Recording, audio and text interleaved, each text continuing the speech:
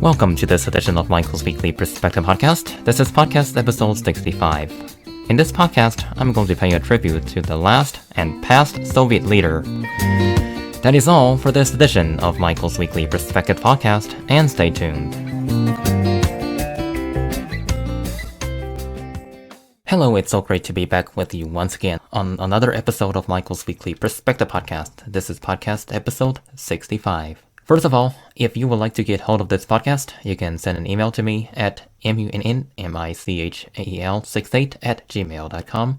That's munnmichael68@gmail.com, or you can also call using the listener line, and the phone number is 404-923-0115. That's 404-923-0115.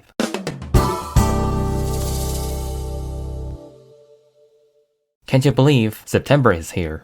3 more months until the year of 2022 is over. There was one major event happened this past month. As many of you know, I am a huge fan of history. It doesn't matter what history. On August 30th, the last Paramount Leader of the Soviet Union, Mikhail Gorbachev, passed away at the age of 91 years old. I never known this until I did a research for this podcast that Gorbachev's family was also one of the victims from the Great Purge. There were 3 leaders before Gorbachev: Brezhnev, Andropov, and Chernenko. 2 of them stayed in power for a very short amount of times.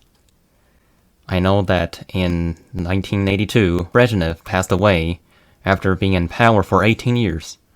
And then 1983, Yuri Andropov passed away because of illness. 1984, Chernenko passed away, also because of illness. Gorbachev assumed power in 1985, and once he became the paramount leader of Soviet Union, he immediately rekindled the relationship with the United States and other Western countries.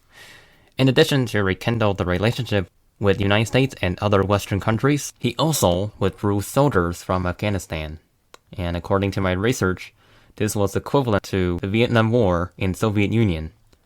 15,000 troops lost their lives in Afghanistan. Gorbachev ended all 4 years later after he became the supreme leader. The second greatest achievement that he had done was to adopt the Sinatra Treaty. This treaty was named after a song by Frank Sinatra called My Way. The treaty gave the countries in Eastern Europe the freedom to choose their way of making decisions for themselves. The Berlin Wall collapsed on November 9th, 1989, as countries in Eastern Europe opened up its borders with West Germany. In addition to adopting the Sinatra Treaty, he also reduced quite significant amount of nuclear weapons. Gorbachev and Reagan, the president of the United States back then, signed the INF Treaty, which banned both Soviet and American missiles with range of 500 to 5,500 kilometers for short-term and long-term. This was signed in 1987. Then on December 25th, 1991, Gorbachev gave a speech that officially ended the rule of Soviet Union.